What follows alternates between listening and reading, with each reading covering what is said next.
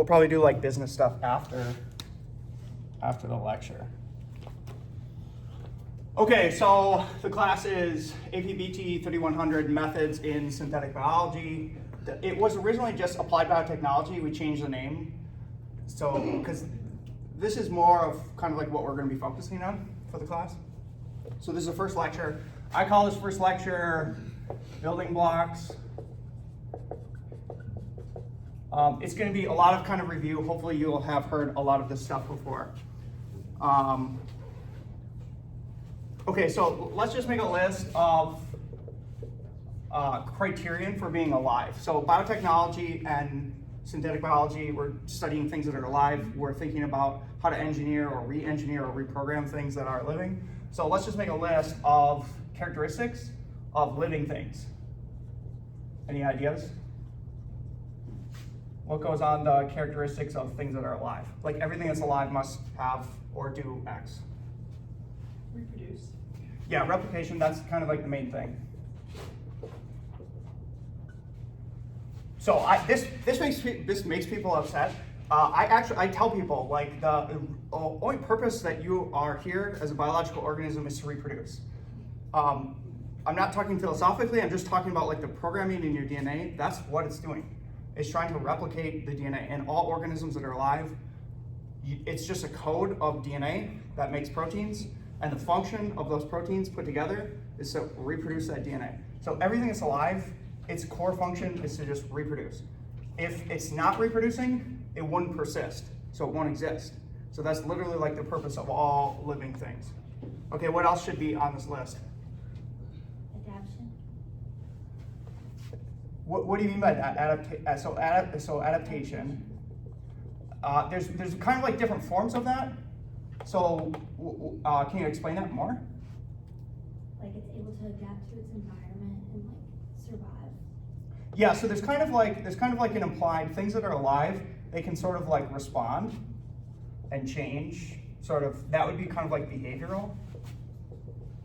Even cells, single cells are capable of behavioral adaptation, but then there's a different form of adaptation which is generation to generation through replication and changing. That's more like evolution. But things that are alive tend to adapt or respond to their environment, so that's good to be on the list. What else? Growth. What? Growth, yeah, that's a big one. Yeah, growth, so growth, and then growth is linked to metabolism. So in order to grow, you have to be able to like acquire nutrients, build things from those nutrients. Growth, that's a good one. Is there anything else? Organization. Yeah, many people have already like downloaded the notes. Yeah, organization. So there's a high level of organization. Like biomolecules are highly organized. That's not something that you just encounter sporadically in the universe. It's highly organized. It takes a lot of energy to build and assemble biomolecules. Okay, so these are, just so that everybody's on the same page, like these are general characteristics of things that are alive, and the whole class is going to be focused on re-engineering living organisms. So that's always a good place to start, okay? So we're all agreeing, we're all on the same page. Let's now think about a map of the cell. So this should be review from basic biology, a basic biology textbook. Let's think about a eukaryotic cell. We have a whole lecture on eukaryotes versus prokaryotes, but what should I draw for a map of the cell? Where do I start? Nucleus. Yeah, okay, so let's see. If it's a eukaryote, definitely we can start with a nucleus. Okay, what goes in the nucleus? A nucleolus. Okay, so there's a nucleolus, yeah. Why is the nucleus there? What's it segregating? DNA. Yeah, it's holding the DNA. We can do it, we'll draw the DNA with some purple. Okay, so the nucleus is there to hold the DNA. What else is inside of the cell? The map of the cell. Organelles. Which organelles? Give me one. Let's make a list. I like the lists. Nucleus. What else? Endoplasmic reticulum. ER. The endoplasmic reticulum. Where is the endoplasmic reticulum? Where should I draw it? Just outside the nucleus. just outside the nucleus. And what does it look like? Like a stack of pancakes. Yeah, it's kind of like a foldy thing. So now what we're learning are cells are they have a geographic structure. Like there's actually a map to the cell, and there's an organization to it, and it's organized by different compartmental membranes. Okay, so here's the ER. What's the purpose of the ER? Produce proteins. Yeah, ER makes proteins, and actually, the ER is not what makes proteins. What is actually what makes proteins? The ribosomes. Ribosomes. So there's ribosome in the rough ER. There's like ribosomes in the membranes, and the messenger RNA, which is the transcription of the code, comes outside of the nucleus, goes into the ER, and it gets translated by the ribosomes. So most protein production or much protein production is within the ER, although not all protein production. There's also some ribosomes outside of the ER. Okay, what else do we need to draw? So we have ER, we have ribosomes. What else?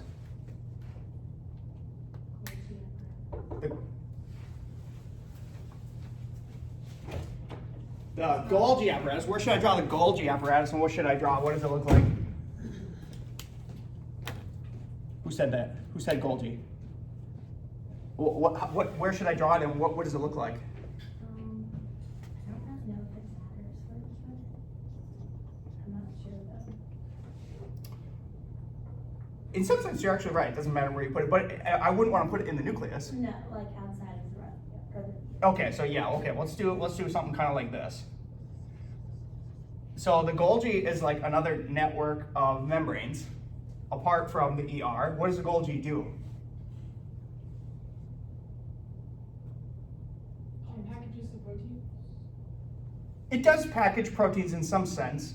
I would not use the word packaging though. What is the Golgi more? What's a better verb? Transcribe. Not transcribes. Transcription happens in the nucleus. That's what making messenger RNA. Folds? What? Folds? Fold. There probably is like some folding, although most folding is probably going to occur right after translation in the ribosome or near the ribosome. Glycosylation? That might be true. I don't know. That would be a ChatGPT. That'd be a ChatGPT fact check. There might be some glycosylation, but that's not like really like what do people think of when you think of the Golgi? There's one key word that people are not saying. Transportation. Yeah, that's more close. Trafficking. So I think of the word trafficking. So essentially, like when things need to get kind of like shipped to somewhere within the cell, they usually go through like a Golgi network. So if something needs to go outside the cell, it'll go to the Golgi, and the Golgi will like send it out. Or if something needs to get sent in somewhere, it'll go through the Golgi and it'll send it in. So it's kind of like directionally creating vesicles and sending them out into different regions of the cell. Okay, so we got the Golgi. What else is there? The mitochondria and chloroplasts? Yes. Okay, so let's draw some mitochondria. Here's some mitochondria. We won't do a plant cell, so there's no chloroplasts here. But essentially the mitochondria and the chloroplast, what's their purpose? Powerhouse. Yeah. So the cell, the money system of the cell is ATP. It's a high energy molecule that can donate its energy, and that those molecules are produced in the mitochondria. So the mitochondria is, yes, the powerhouse, generates power. It's usually in the cytoplasm, okay? What else? What are we? Vacuoles. What? Vacuoles. Vacuoles, yes. Okay, so let's just draw like a vacuole. Depending on what kind of cell it is, it's either real big or real small, right? Mm-hmm. I finally learned about plant cells. Plant cells have large vacuoles, is that correct? Yes. Yes, okay, so I'm learning about plants. Okay, what is a vacuole? What's the purpose of the vacuole? What? Yeah, it kind of stores stuff. It also, yeah, it's like stuff gets put there. Okay. What else do we have? So we have vacuoles. There's still some other kind of like main things you really want to know. Cell wall. Okay, that's an interesting one. Cell wall. Which types of cells have cell walls?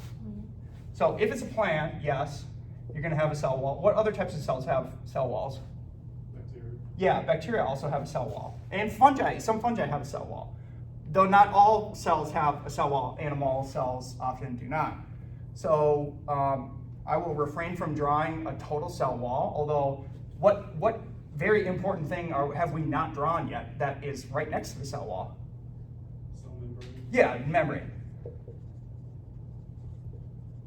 So the lipid bilayer, so all cells are segregated from the outside world, the extracellular matrix, by lipid membrane, okay?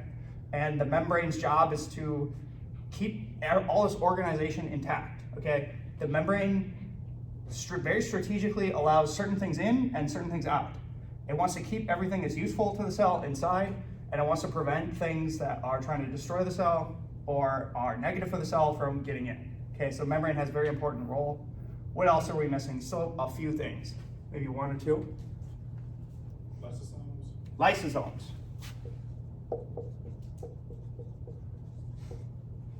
Let's just draw a lysosome here, okay? What do the lysosomes do? Digest things. Did you say adjust things? Digest. Digest, yeah, so a lot of breakdown. Kind of like breakdown recycling happens in the lysosomes. So when proteins are often old, though there's multiple different ways that proteins get recycled, but sometimes proteins get sent to the lysosome, or when the cell is breaking things down, it'll get sent to the lysosome, and the lysosome has a different pH, and it can break down different things for recycling. This is kind of the basic nuts and bolts, or the map of the cell. You definitely want to know all this stuff. Hopefully this is all reviewed. Hopefully this is all very simple. The reason I draw it as like a map is because when you start doing biotechnology or synthetic biology, you actually have to start programming where things go. So I don't just draw this for you to remember what it looks like. I draw this so now you start to think about, well, if I was to actually engineer a cell, for example, let's say I wanted to make a cell that produced something that would kill bacteria. I would have to, let's say it was a protein. So I'm going to make a cell that's going to produce an antibiotic protein that's going to kill bacteria. Where does that protein need to go? So that protein, let's say it's protein X. Let's say X. Protein X. Let's say this protein X is capable of killing bacteria, and I want to make a bunch of protein X. Where's it going to get made? Tell me where it will get made. ER. Probably in here, okay. So we got X in here. Then is this capable of killing bacteria right there? No, people shaking their head no. So what has to happen? It's gotta get transported somewhere. Yeah, it probably has to get transported where? So Outside the cell. what? Yeah. You say outside the. You said somebody said outside the cytosol.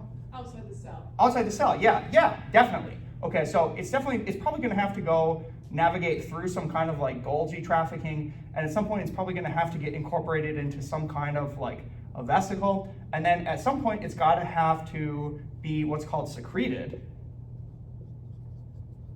outside the cell, and only then is it actually going to be capable of killing a bacteria. So this is just sort of a fake fantasy example, but it shows you that if you're not thinking about this, if you were not even conceiving of the idea that, oh, perhaps protein X has to get put outside the cell in order to kill the bacteria, your plan would never execute, it would never work, right? So as you start engineering the cell, you have to keep in mind the map of the cell and all the localization, all the trafficking is programmed into the genetic code in little what are called signals. So one signal might be like a secretion signal, which is a little sequence of DNA that codes for a little sequence of protein of amino acid that then causes it to get moved outside the cell. So that might be an important signal that you need to know. Another type of signal is, let's say we think about Cas-9. So a lot of people have probably heard about Cas-9. What is Cas-9?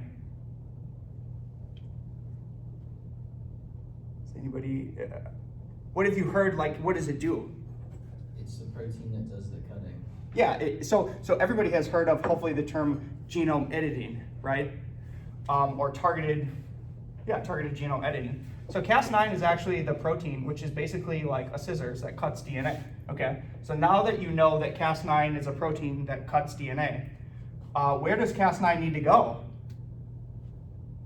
Inside the nucleus. It's got to go inside the nucleus, otherwise it won't work. And this was one of the original like big contributions to genome editing. Was they took the sequence of Cas9 and they put on a little sequence, a little nuclear localization signal that's called an NLS.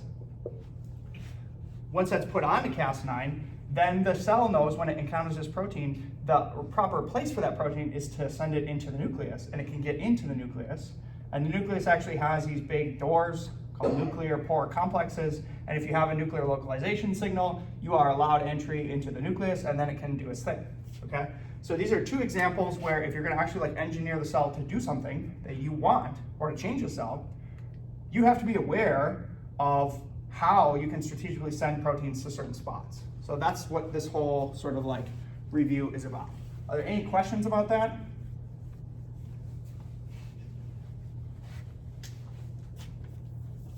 Okay. So now let's get into the actual, how much time do I have left? What time is it? 3:17. That's not in my answer. How much time do I have left? 35 minutes. 35 minutes, okay. I might ask that a lot. I like to ask that question. Okay.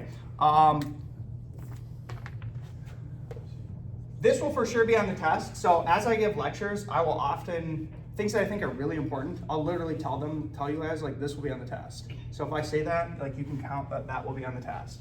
So this will for sure be on the test. There's 4 types of biomolecules, 4 main types. Another list. What are the 4 main types of biomolecules?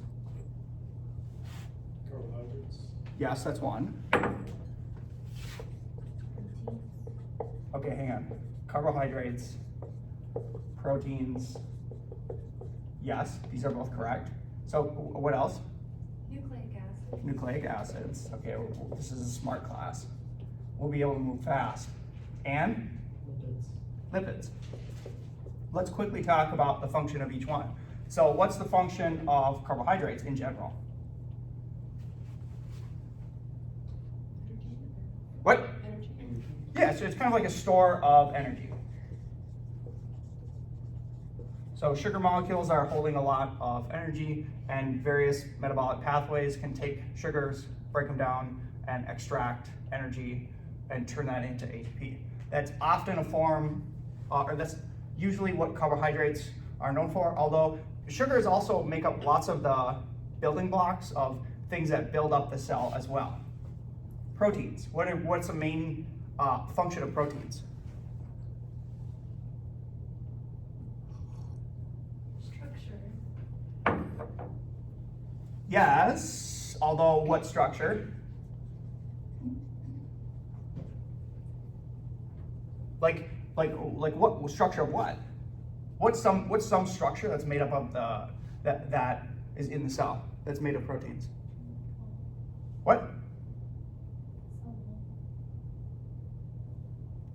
Cell wall. Cell wall is actually, if it's bacteria, it's peptidoglycan, which is I think a form of sugar. Yeah, fact check me. Okay. But plant cell, I don't know what makes up the plant cell wall. Cellulose. Okay, so that's more of sugar. So proteins, they do make up some structures, but not those structures.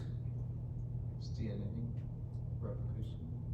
Are you saying proteins make up the structure of DNA? Well, no, but it uses I don't know. I thought it was used to make DNA. So structure is not wrong, but that's not typically how I think of proteins. I think of proteins as more of like the action in the cell. The activity, kind of like the verbs. So anything that's like happening in the cell, I bet 9 times out of 10, 90% of the time, it's a protein that's doing it. So proteins are the things that actually do stuff. What are the names of these? What do you call proteins that do stuff? Enzymes. Enzymes. So you'll often, when you read about molecular biology, and we will read a lot of molecular biology, I expect you to start kind of like learning the names of key proteins and what they do. So you're learning like the characters of the cell and the part that they play in that cellular activities. So enzymes often have things like something A's. So like DNAs. What is DNAs, do you think? Take a guess. It's the enzyme that cuts the DNA. Yeah, it's an enzyme that cuts DNA. So Cas-9 is actually kind of, in some ways, a DNase. What about RNAs? RNAs, what's RNAs? That should be quick now. Cuts RNA. Cuts RNA. What about a peptidase? Cuts peptides. Yeah, which are a smaller form of proteins, or cuts proteins into peptides. So there's enzymes that cut proteins, there's enzymes that cut DNA, there's enzymes that cut RNA, there's enzymes that cut sugars.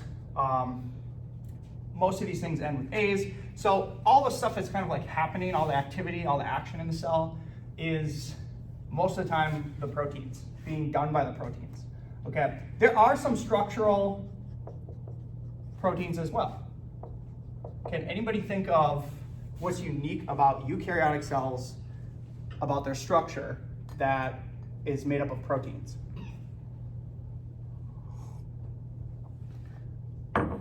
So has anybody heard of like cytoskeleton?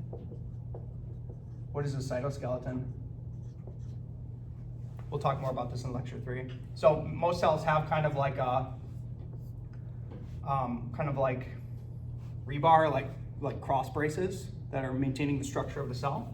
Those are made up of proteins. So if you ever heard of like tubulin,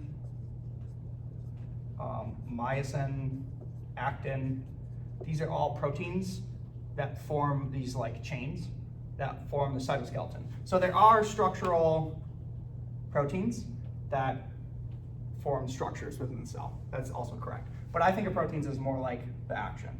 Okay, nucleic acids. What's the purpose of nucleic acids? There's 2 types. What are the 2 types first? DNA and RNA. Yep, okay, DNA. We'll talk more about those next lecture, I think. DNA, RNA. What's the function of DNA? Store information for the cell. Yeah, it does store the information. All the information of who you are, what your cells do, is entirely encoded in your, well, like, not entirely, but essentially almost all entirely encoded in your DNA, okay? So the DNA sits in the nucleus, and it gets transcribed into RNA. So what's actually the purpose of RNA? That's actually an interesting question. Why do we have RNA? As a recipe for proteins. Yeah, but DNA is also a recipe for proteins in some sense. Like, why do we actually have RNA? What is it doing? So the DNA doesn't have to leave the nucleus? Yeah, that's definitely a part of it. So it's called messenger RNA for a reason. Messenger RNA is that it makes the code mobile. It can go to a certain spot. Okay, so maybe you want to translate a protein in a very specific spot. Then you can send that messenger RNA of that coded sequence to a certain region. So messenger RNA gets sent out of the nucleus to a location where it can be transcribed. And messenger RNA, the location of messenger RNA is also extremely important for the development of organisms. So later in the semester, we'll talk about developmental biology and development of embryos. And the positioning of messenger RNA, where those get translated, sets the axes of the organism. Okay, why else? There's another reason like why you have RNA. What's one other reason? So it can go places, that's why it's called messenger RNA. Why else do we have RNA?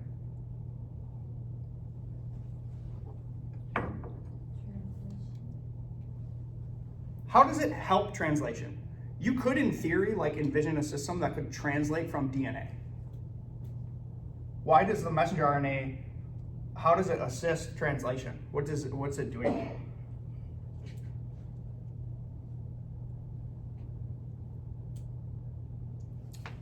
So if you just have one copy of, say, gene X in DNA, and let's say imagine a fake system, a fantasy system that could translate, a ribosome could read the DNA. and make a protein. How many proteins could you make at a time from one gene? One. How many, so it'd be a 1-to-1. How many proteins do you think you need in a cell to make a cell function? Billions, trillions, probably. Probably more than that. So one of the reasons you have messenger RNA is that it amplifies the signal. So not only can you have one copy of a gene, but then if it's a very important gene, you can have very high active transcription, and perhaps you make a billion.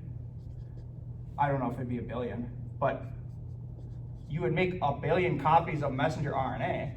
Now you can, if you have a billion ribosomes, you could make a billion copies of that protein in an instant. Does that make sense? So it's like amplifying the signal. It will allow you to quickly make a ton of protein from an intermediate RNA source that comes from the DNA. So it's a signal amplification. Okay, lipids. What is the most important purpose of the lipids? Most important perhaps is arguable. Protection, or? In what sense? They're making what that protects? The bilayer? Yeah, the bilayer. So the lipids are constituting the bilayer. They're what's separating the cell from the outside. And it's the chemical properties of the lipids that go into the bilayer that cause them to naturally form vesicles in water. So it's a segregatory function. Okay, so this will be on the test. I'm always throughout the rest of the semester going to be asking about these because a lot of where people biologically go wrong is they confuse certain functions of the cell, and they confuse what type of protein or what type of molecule is actually doing that. So you need to very clearly understand that proteins are the stuff that are doing stuff, nucleic acids are encoding the information, lipids constitute the bilayer, and the carbohydrates are a store of energy. And all these chemicals are structurally different. They have different properties. And the different properties that they have determine what experimental techniques that you can use to analyze these things. So in lecture 3, we'll talk about all the different experimental techniques that you can do, and they only apply to certain biomolecules. So you need to, in your mind, start segregating that these are different, they're very unique biochemically, and they do different things, okay? So learn that. Let's see.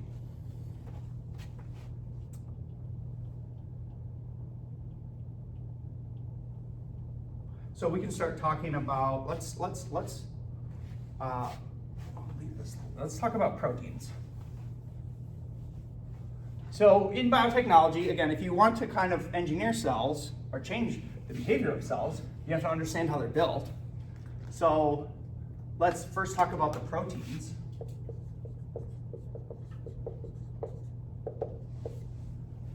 What are proteins built from? Codons. Really? So this is exactly what I was talking about. Is what is a codon? Three base pairs of RNA. Yes. So it's 3 base pairs of RNA. So that's the information that sort of like dictates the plan of the protein, but it's not what the protein itself is built from.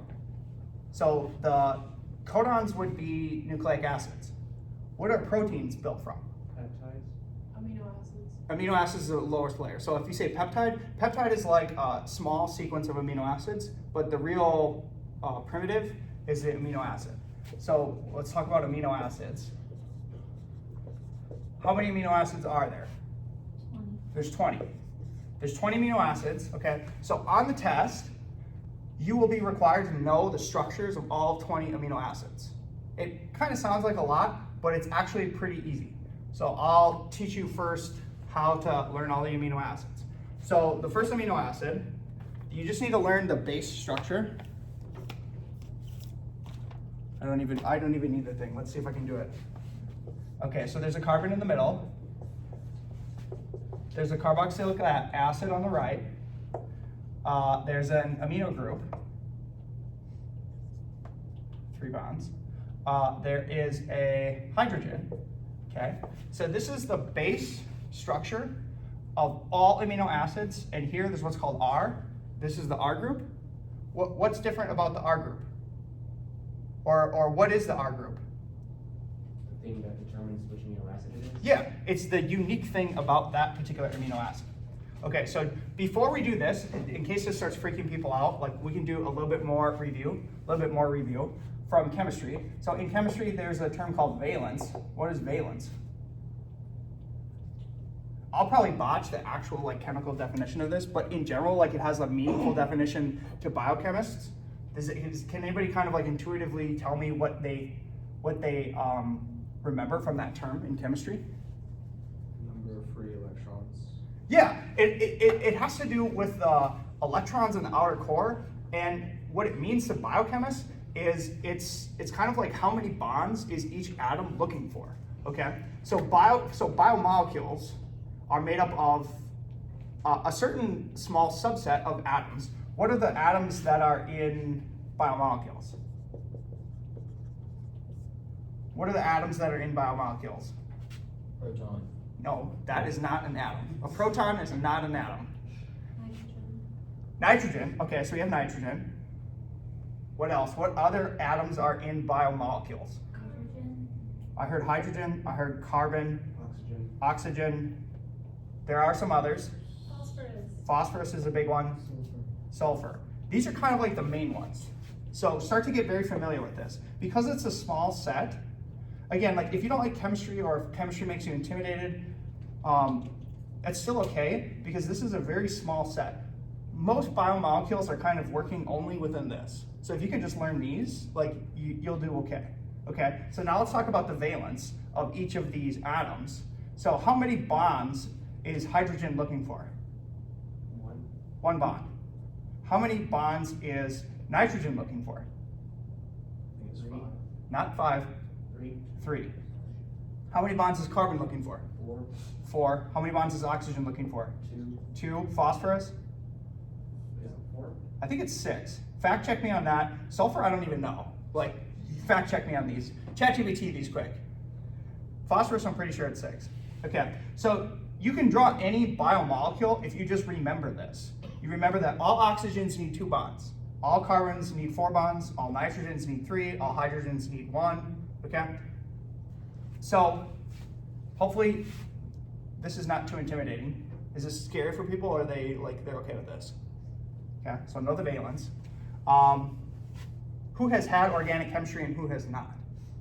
Or who has had organic chemistry? Raise your hand. Most people. Who has not had organic chemistry? Okay, so you don't need organic chemistry to succeed in this class. You just need to remember this. Okay.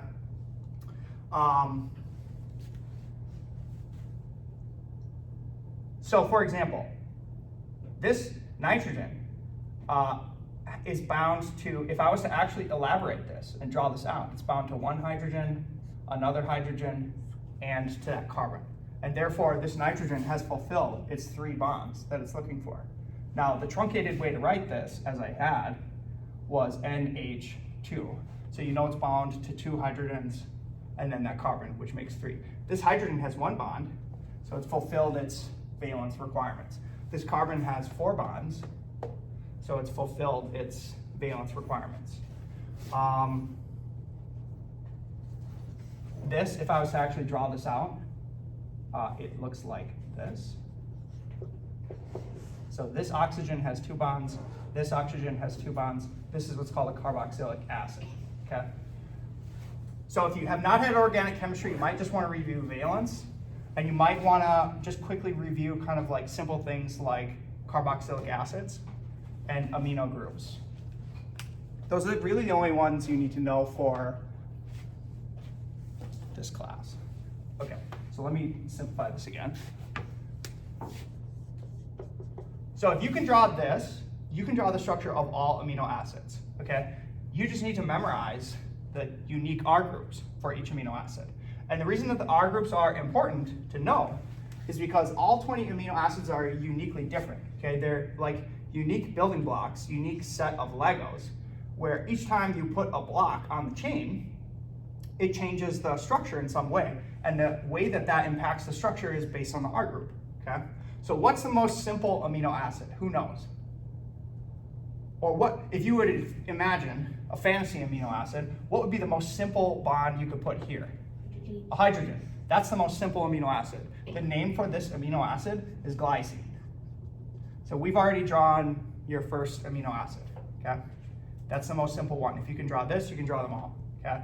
The next most simple is this.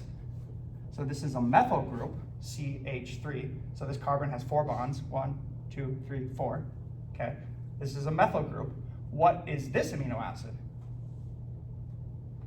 Anybody know? This is alanine.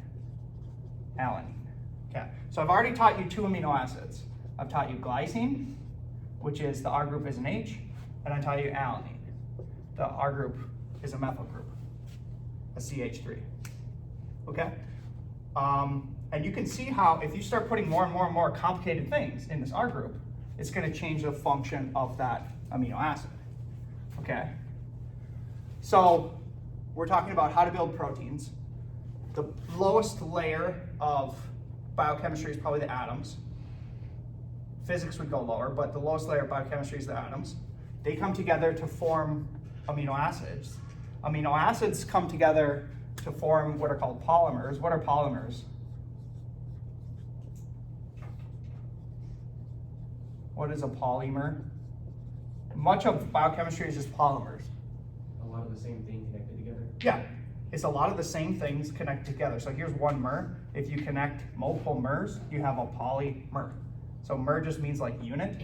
Here's 1 unit, an amino acid. If you link a bunch of amino acids together, so this, the amino groups, can actually bind to the carboxylic acid groups, and you can form these chains. And once you start forming these chains, you're now forming a protein or a peptide made up of smaller mers, which are your amino acids. Okay, so most biomolecules are polymers in some sense. Okay, and if you link amino acids together, you form these chains, which I just erased. Okay, this chain has a name.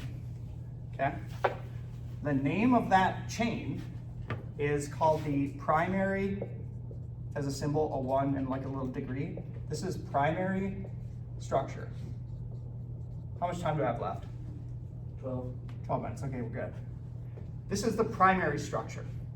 So in computer science, we call this a string. A string is a sequence of, just a sequence of characters, okay? So let's say we had some characters, we have some amino acids, let's call this one methionine, alanine, glycine, threonine, arginine, lysine.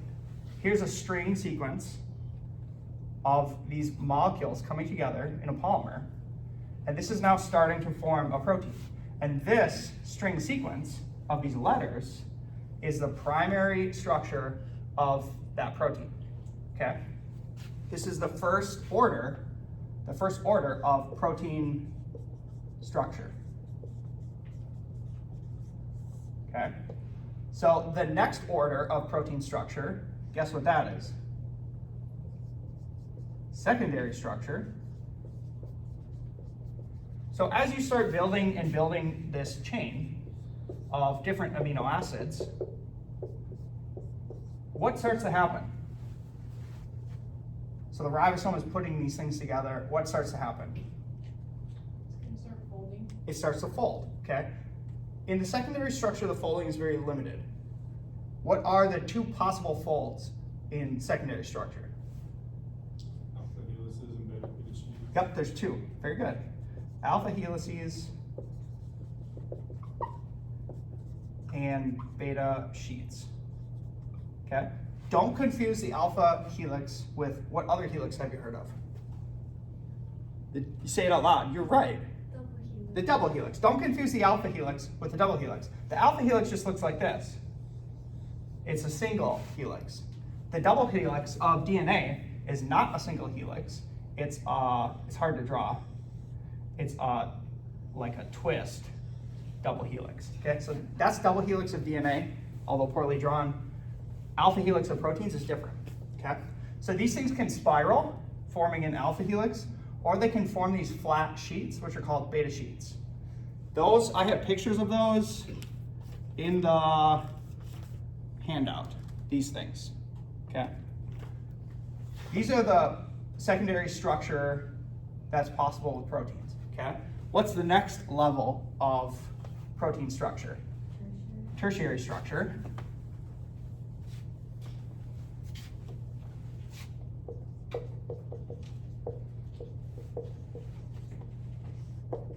Tertiary structure is what? So you have these combinatorial alpha helices and beta sheets, and they kind of come together to form these giant like globs of proteins, okay? So the global folding pattern, people will often call this the global folding pattern. The global folding pattern, like how the actual shape that the alpha helices and the beta sheets come together to form, that's the tertiary structure, okay? So the beta sheets and the alpha helices fold together, form tertiary structure, and then the final level of structure is quaternary structure. Quaternary structure is when multiple proteins interact with each other. So let's say there's protein A, let's say this is protein A, and let's say protein A can bind itself. So you can take this and another copy of it and they can bind each other. This has a term, it's called a dimer. This is a dimer. It's actually called a homodimer. It's a homodimer because it's two of the same thing binding together. That would be quaternary structure. So proteins, they actually form these giant machines, okay? So there's these, what are called subunits. They can come together to form more and more and more complex machines, okay? That's quaternary structure. If it was, let's say it was A bound to B, this would be a what? A heterodimer. That'd be a heterodimer, okay? And if it was a, let's say it was A, B, C, then it would be a heterotrimer, okay, etc. There's octamers, things can get complicated, okay? That's quaternary structure. So know the different levels of protein structure, because one of the first levels of biotechnology is just changing individual proteins. Proteins are stuff that do things. So if you want the cell to do something for you, usually that involves changing the structure of a protein. To change the structure of a protein, you change its DNA code, and that downstream changes its primary structure, causes a different folding pattern in the secondary structure, causes a different pattern in the tertiary structure, which causes it to do something different, okay? So a lot of biotechnology is changing proteins. Any questions? Yes? So is the fourth one like the full protein binding with each other? Yes, so it's like the whole protein binding to other whole proteins. Okay, that's Yes, exactly, forming what are called protein complexes. Exactly right. Any other questions? Okay. Let's see. How much time do I have? 5 minutes. 5 minutes, okay. Let's talk about some of our favorite amino acids. So let's talk about some unique amino acids. So each amino acid has different ways you can express it. There's the name, like glycine. Glycine has a 3-letter code, which is gly, okay? And it also has a 1-letter code, which is G. Most of these are pretty easy, like G for glycine, that's pretty easy. Some of the more there are some complicated ones, but in general it's pretty easy. For the test, you have to know these 4 things about each amino acid. You need to know its name, you need to know its 3-letter code, you need to know its single-letter code, and you need to know its structure. We'll slowly build that up. So we already showed you 2 simple structures today. So we'll slowly build up those capabilities. But just know for the test, you have to learn the amino acids. I can help you with that if you need help. Okay, so more on amino acids. Every amino acid is unique. So there are some really interesting ones. Glycine is unique. Why? What? Yeah, but so it's the most simple. So it has that. Its R group is a hydrogen.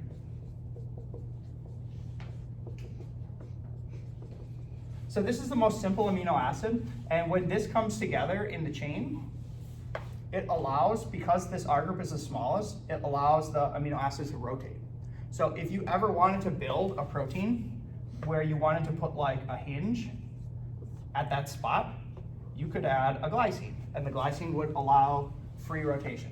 So many of the amino acids have unique things that you will also have to remember. Glycine allows free rotation. And when you start building proteins, you start utilizing these things, okay? So let's talk about some other very important ones. Let's talk about arginine and lysine. What's unique about these amino acids? Does anybody know? Do you know, Alec? No. Okay, this is real good for you then. So these are charged, these are positive amino acids. These are the positive amino acids. Why would it be useful to have an amino acid that had a charge? Folding. Sure, yes, the charge is for sure gonna impact folding. But like, if you want an enzyme that's gonna do something, why would it be useful to have charge? What is charge gonna help you do? It's gonna help you bind stuff. So charges, positive and negatives attract, okay? So one of the most negative biomolecules that we will focus on, so we'll talk about this next lecture, DNA is negatively charged because it has a phosphate backbone. So DNA, by its essence, is negative. So if you want a protein that will interact with DNA, guess what you probably need? I can't hear. Louder. Don't be timid. You were right. What? I said they were right, whoever answered. Yeah, you can't be timid. A positive one? So because if you have a protein with many lysines and arginines, which are positive, that is going to create an inherent tendency for that protein to bind to the DNA. Okay, so you can see how you're starting to learn how the structures and the properties of the amino acids build the function into the protein, which causes it to do stuff like perhaps interact with DNA. Okay, so there's also negative amino acids, D and E, aspartic acid and glutamic acid. I always get the D and the E confused. These are negative, okay? What other unique amino acids are there? Histidine. So we will talk a lot about histidine because it binds metal. So eventually we'll talk about what are called hist tags, which you put 6 histidines in a row. And if you have this sequence in a protein, that will then cause it to bind metal. And we'll see how that's important. So that's one example. Cysteine. Cysteine is very important. Cysteine has a very unique atom inside of it. Does anybody know what it is? Sulfur. Cysteine has a sulfur, and sulfur can form what are called disulfide bonds. So proteins can bind covalently, permanently, to other proteins through the cysteine residue. And if you don't have a cysteine, you can't do that. So it's very important. That's one other example. Methionine. What's unique about methionine? Does anybody know?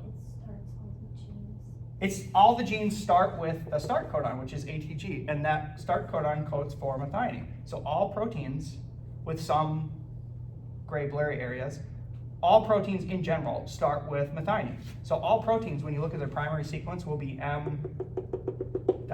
because ATG codes for methionine. Okay, so methionine is important. Methionine also has a sulfur. So these are some examples of properties of amino acids. I list in the lecture handouts important properties of the amino acids that I think you should know. Are there any questions about that? Okay, so I will cease the lecture for now, and then we'll talk